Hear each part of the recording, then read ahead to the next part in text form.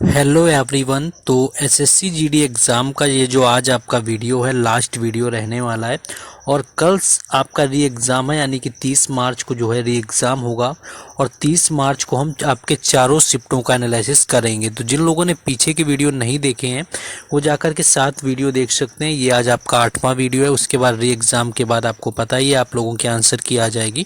तो चलिए बिना टाइम वेस्ट की शुरुआत करेंगे। बस आपको वीडियो को लाइक और साथ ही साथ शेयर कर देना है। पहला क्वेश्चन है कि बंगाल की खाड़ी में गिरने वाली नदियां कौन सी हैं? Which are the rivers falling into bay of Bengal. तो देखिए बंगाल की जो खाड़ी में गिरने वाली नदियां हैं उसमें एक तो आपकी महानदी आ जाती है। महानदी के साथ में आपकी जो गोदावरी होती है ये भी जाकर के आपके बंगाल की खाड़ी में ही गिरती है। इसके साथ साथ आपकी कृष्णा नदी भी गिरती है जाकर के, और कृष्णा के साथ आपकी कावेरी नदी भी गिरती है। और कावेरी नदी कहाँ बहती है, आपका उद्गम कहाँ होता है? तो कर्नाटक में होता है। बंगाल की खाड़ी आपका हो गया। इसके बाद आपका देख लेते हैं अरब सागर। देखिए अरब सागर में अगर गिरने वाले नदियों की बात करी जाए तो आपकी जो है लूनी नदी हो गई। लूनी नदी के साथ में जो है यहाँ पर माही नदी आपकी हो गई। माही नदी के साथ में आपकी नर्मदा हो गई। नर्मदा के साथ में आपके साबरमती हो गई। साबरमती के साथ में आपकी हो गई पेरियार नदी। ये सारी की सारी जो नदियां हैं आपकी गिरती हैं जाकर के अरब सागर में। तो इनको यहाँ पर याद रखेंगे। नेक्स्ट आगे बढ़ेंगे, लेकिन आपको बता दें कि आप किसी भी एग्ज़ाम की तैयारी करते हैं आपके लिए मॉक टेस्ट उतना ही ज़रूरी है जितना कि आपके लिए ऑक्सीजन, ये समझिए। क्योंकि आप किसी भी एग्ज़ाम के एस्पायरेंट हैं, एसएससी, बैंकिंग, रेलवे, सभी के लिए जो बेस्ट टेक्स्ट बुक का प्लेटफॉर्म है वो आपका टेक्स्ट बुक है। और इसका जो है आज आपका आजकल टेक्स्ट बुक का प्रीमियर लीग का सेल चल रहा है, जिसके तहत आपका जो टेक्स्ट बुक आपका 699 में ना मिल करके 263 रुपये में मिल रहा है। और टेक्स्ट बुक का पास आपको 175 रुपये में मिल रहा है। टेक्स्ट बुक के पास में ये होता है कि सिर्फ आपको मॉक टेस्ट मिलते हैं, लेकिन जो पास प्रो होता है जो 263 का, इसमें आपको प्रीवियस ईयर हर एग्जाम के क्वेश्चन मिल जाते हैं 5 सालों तक के, और अनलिमिटेड री अटेम्प्ट मिलता है, यानी कि एक ही आप मॉक टेस्ट को कई बार दे सकते हैं।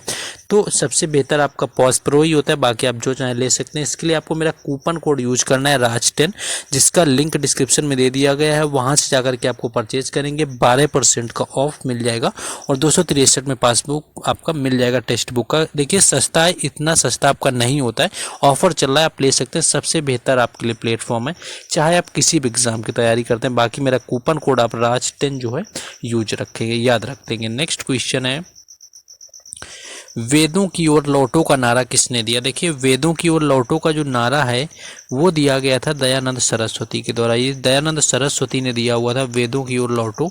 और वेदों की ओर लौटो जो दयानंद सरस्वती ने दिया, इन्होंने 1875 में जो है आर्य समाज की भी स्थापना करी थी, ये भी याद रखना है। इसके बाद आपको याद रखना है एक और नारा आपको याद रखना है, मारो फिरंगी को। ये जो नारा है ये दिया गया था मंगल पांडे के द्वारा।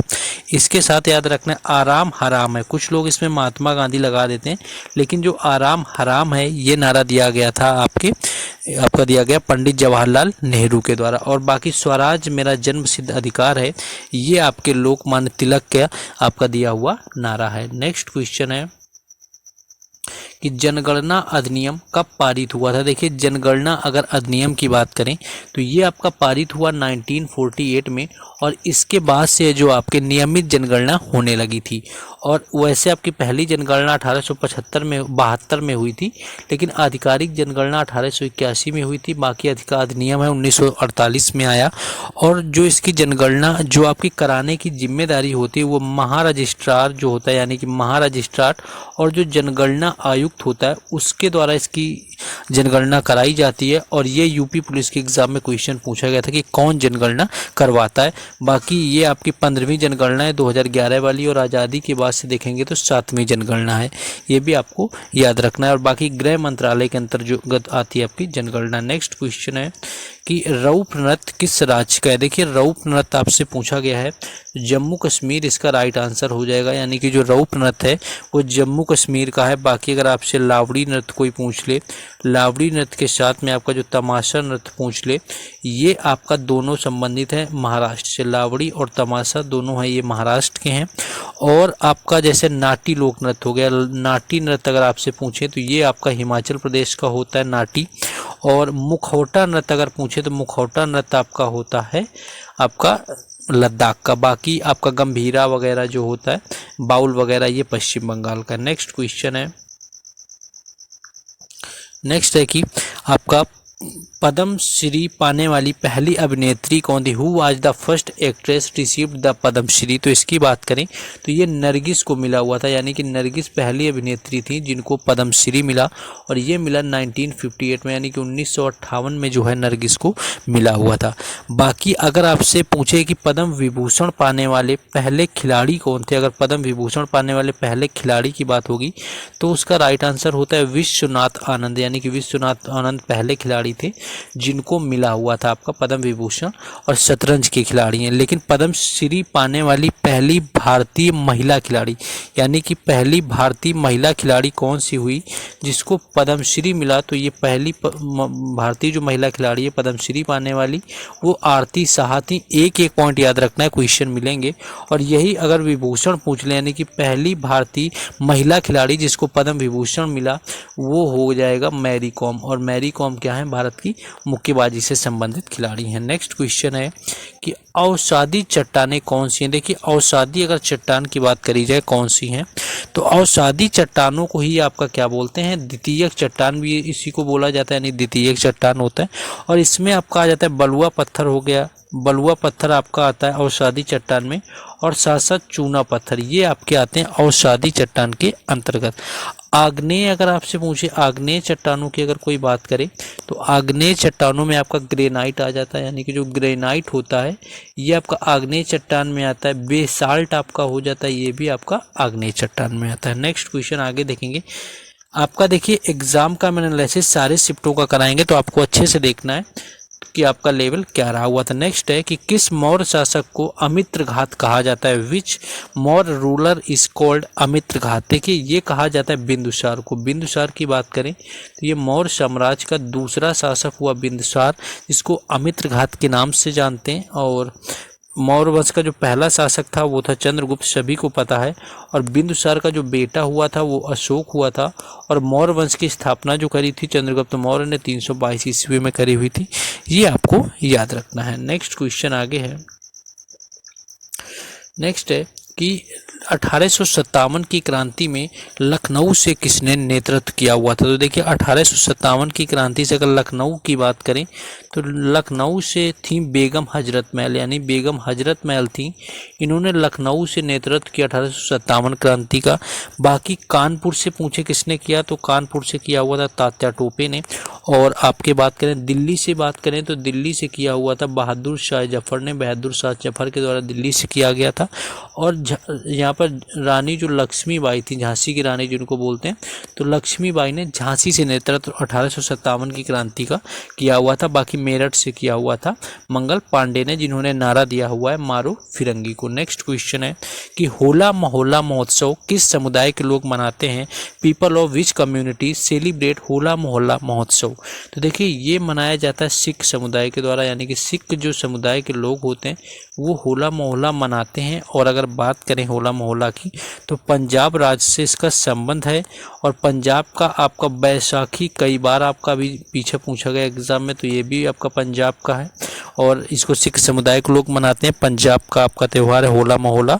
और इसकी शुरुआत की अगर आपसे कभी पूछे तो गुरु गोविंद सिंह जी थे, यानी कि जो गुरु गोविंद सिंह थे उन्होंने होला मोहल्ला की शुरुआत करी हुई थी। नेक्स्ट क्वेश्चन है कि लोथल किस नदी के किनारे बसा हुआ है? देखिए, लोथल की बात करें तो लोथल एक आपका बंदरगाह है। और बंदरगाह एक ऐसा है, ये हड़प्पा कालीन आपका बंदरगाह, यानी कि हड़प्पा के समय पर जो बंदरगाह था वो आपका बंदरगाह है लोथल।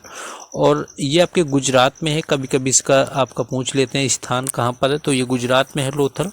और बात करें तो ये भोगवा नदी के किनारे बना हुआ है, यानी कि ये आपका किसके किनारे बसा है, तो वो भोगवा नदी के किनारे बसा हुआ है।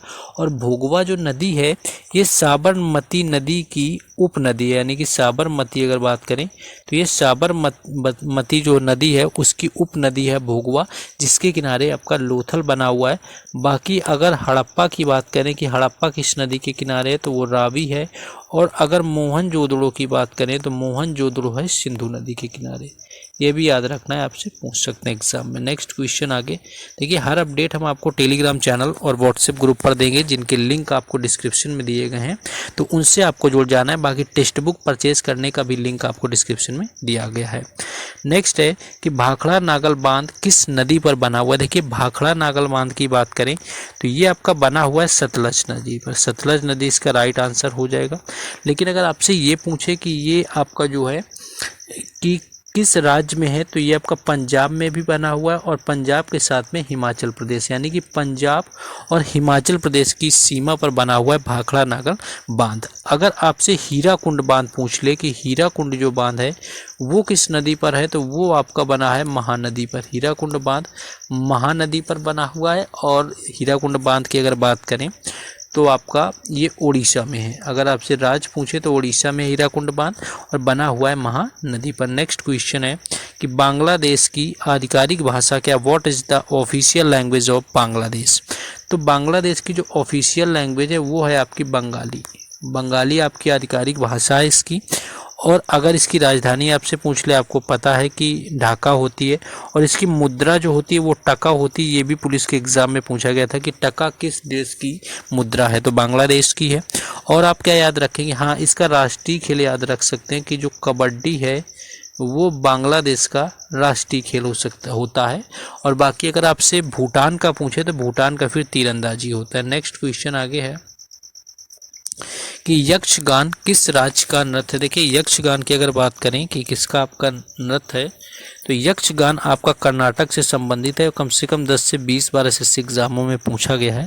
तो यक्षगान का जो संबंध है वो है आपका यहाँ पर कर्नाटक से। बाकी अगर आपसे मान लिया जाए कि रावत नाचा आपसे पूछ लें, रावत नाचा अगर आपसे पूछ लिया जाए, रावत नाचा पूछे या आपका पंडवानी पूछ ले, रावत नाचा के साथ में पंडवानी, या फिर आपसे पंथी पूछ ले, इन सभी का संबंध है छत्तीसगढ़ से। ये आपको याद रखना है, इनका छत्तीसगढ़ से। बाकी कुछ मैंने आपको ऑलरेडी पीछे बताए हुए हैं। बाकी अगर आप सब वीडियो देखेंगे तो आपको काफ़ी कुछ उसमें देखने को मिल जाएगा। नेक्स्ट क्वेश्चन है, याओसांग फेस्टिवल कितने दिनों तक मनाया जाता है। How many days in Yaosang festival celebrated. तो देखिए, याओसांग फेस्टिवल की बात करें तो इसको मनाया जाता है 5 दिनों तक। ये आपको याद रखना है। हॉर्नबिल जो फेस्टिवल होता है वो 10 दिन तक मनाया जाता है। अगर बात करें याओसांग फेस्टिवल का राज्य कौन सा है, तो मणिपुर इसका राज्य है, यानी कि मणिपुर में जो है आपका मनाया जाता है याओसांग फेस्टिवल 5 दिनों तक। और मणिपुर का एक और कई बार आपसे पूछा गया लुई नागानी, यानी कि लुई जो नागानी फेस्टिवल है ये भी मणिपुर से आपका संबंधित है। और लोकटक जो झील है, लोकटक झील की बात करें वो भी आपके मणिपुर में है। और उसी में एकमात्र तैरता हुआ राष्ट्रीय उद्यान है जिसको काबुल लामजाओ राष्ट्रीय उद्यान कहते हैं, वो भी लोकटक झील मणिपुर में ही है। नेक्स्ट क्वेश्चन है आगे, 2012 का ओलंपिक कहां पर आयोजित हुआ था। Where were the 2012 Olympic held. देखिए, 2012 के जो ओलंपिक हुए थे ये आपके लंदन में आयोजित किए गए थे, आपको याद रखना है। लंदन में इनका आयोजन हुआ था 2012 वाले का। और 2008 का जो ओलंपिक था आपका ये बीजिंग में हुआ था, ये आपको याद रखना है। इसके बाद आपका 2016 का हुआ जो कि रियो में खेला गया था। और 2020 का जो हुआ था ये आपके टोक्यो में रहा हुआ था, ये याद रखना है। और यहाँ पर आप क्या याद रख सकते हैं कि हाँ, लंदन का जो ओलंपिक हुआ था उसमें कुल 6 पदक भारत ने जीते थे। एक आपका रहा हुआ था बैडमिंटन के अंदर, एक आपका रहा हुआ था जाकर के बैडमिंटन में था आपका, 2 आपकी कुश्ती में आए थे, 2 आपके शूटिंग के अंदर आए हुए थे और एक आपका शायद बैडमिंटन में आया हुआ था। और बाकी 7 पदक जीते गए 2020 वाले ओलंपिक में, जो कि सभी ओलंपिक जितने हुए हैं उनमें सबसे ज़्यादा भारत ने जो पदक जीते हैं वो 2020 में जीते हुए हैं। नेक्स्ट क्वेश्चन है आगे, नेक्स्ट है कि सैयद वंश का संस्थापक कौन था। देखिए, सैयद वंश की बात करें तो इसके जो संस्थापक थे वो थे खिज्र खां, आपको याद रखना है, खिज्र खां थे। बाकी अगर आपसे गुलाम वंश का पूछ ले, जिसे ममलूक वंश भी बोलते हैं, उसके जो संस्थापक थे वो कुतुबुद्दीन ऐबक थे। और कुतुबुद्दीन ऐबक के साथ में आप खिलजी वंश का अगर आपसे पूछ ले तो जलालुद्दीन खिलजी थे। और सैयद वंश के बाद ही लोधी वंश आया हुआ था जिसकी स्थापना बहलोल लोधी ने करी। और उसका जो अंतिम शासक हुआ वो इब्राहिम लोधी, जिसको 1526 में पानीपत के पहले युद्ध में बाबर ने हराया और पूरी तरह से दिल्ली सल्तनत समाप्त होती और मुगल साम्राज्य शुरू हो गया था। नेक्स्ट है कि कल्याणी कुटी अम्मा किस नृत्य से संबंधित है। देखिए कल्याणी कुटी अम्मा जो हैं इनका कई बार पूछा जाता है, तो क्योंकि इन्होंने जो कथकली से इनका संबंध है और एक कथकली को यानी कि जीवंत किया था, एक तरह से आपका भूल चुके थे लोग, उसको नए सिरे से लेकर के आए। काफ़ी योगदान है कथकली के शास्त्रीय नृत्य में कल्याणी कुटी अम्मा का, और ये कई बार एग्जाम में पूछा गया है। और आपको ये तो पता ही होगा किस राज्य का है, तो केरल का है, शास्त्रीय नृत्य है। और इस केरल के 2 शास्त्रीय नृत्य होते हैं, एक आपका कथकली होता है और एक आपका होता है मोहिनी अट्टम, और कुल 8 जो हैं शास्त्रीय नृत्य होते हैं आपके केरल के। नेक्स्ट है कि थॉमस कप किस खेल से संबंधित है। देखिए थॉमस कप की अगर बात करें कि इसका संबंध किस खेल से है, तो बैडमिंटन जो है इसका राइट आंसर हो जाएगा, यानी कि बैडमिंटन जो है इससे संबंध है आपका थॉमस कप से। और इसी का जो उबेर कप होता है वो होता है महिलाओं के लिए, यानी कि थॉमस कप जो होता है वो पुरुष के लिए कप है आपका बैडमिंटन का, और महिला के लिए जो बैडमिंटन का कप है वो है उबेर कप। नेक्स्ट आगे क्वेश्चन है, नालंदा विश्वविद्यालय की स्थापना किसने की। Who founded the Nalanda university. देखिए नालंदा जो यूनिवर्सिटी था इसको बनाया गया था आपका कुमारगुप्त के द्वारा, यानी कुमारगुप्त के द्वारा आपके बनाया गया नालंदा यूनिवर्सिटी, जिसको समाप्त किया था, जला दिया था बख्तियार खिलजी ने, ये भी याद रखना है। और ये आपका गुप्त वंश से संबंधित था, और गुप्त वंश का जो दूसरा शासक हुआ था आपका समुद्रगुप्त, ये भी काफ़ी चर्चित रहा, और इसे भारत का नेपोलियन भी कहा गया समुद्रगुप्त को, ये आपको याद रखना है। नेक्स्ट अगला क्वेश्चन है कि व्यापकता का सिद्धांत किसने शुरू किया हुआ था। Who introduced the doctrine of lapse, यानी कि डॉक्ट्रिन ऑफ लैप्स जो था वो किसने आपका इंट्रोड्यूस किया, तो ये किया हुआ था लॉर्ड डलहौजी ने। लॉर्ड डलहौजी ने इसको आपका किया हुआ था शुरुआत, और इसका जो टाइम पीरियड रहा हुआ था वो 1848 से लेकर के 1856 तक इसने आपका रहा हुआ था, यानी कि जो है आपका गवर्नर जनरल। और इसमें ये याद रखेंगे इसी को रेलवे का जनक कहते हैं, यानी कि भारत में जो है रेलवे का जनक भी लॉर्ड डलहौजी को बोलते हैं, क्योंकि 1853 में क्या किया कि इसने मुंबई से थाने के बीच में ट्रेन चलवाई हुई थी। और इस डॉक्ट्रिन ऑफ लैप्स के तहत जो पहला प्रांत था जिसको इसने कब्जे में लिया हुआ था वो सतारा था, ये भी क्वेश्चन पूछा जा चुका है। तो ये आज आपका लास्ट वीडियो था। बाकी जिनका एग्जाम होता है वो हमें क्वेश्चन भेज के यहाँ पर बताएंगे कि कौन कौन से क्वेश्चन जीके जीएस के आए हुए थे, और आपको चारों शिफ्टों का जो होता है हम री एग्ज़ाम का एनालिसिस देंगे। हर अपडेट टेलीग्राम चैनल और व्हाट्सएप ग्रुप पर मिलेगी, जिनके लिंक आपको डिस्क्रिप्शन में दिए गए हैं। बाकी टेक्स्ट बुक लेने का भी लिंक परचेज करने का लिंक डिस्क्रिप्शन में। आसान सा ऑफर में जाकर के आप मेरे कोड आपको मिल जाएगा, लिंक में ही लगा हुआ है, आप कहीं से लेते हैं तो मेरा कूपन कोड यूज करिएगा, आपको 12% का ऑफ मिलेगा। बाकी अब सीधे आपका एनालिसिस में मिलते हैं। जय हिंद।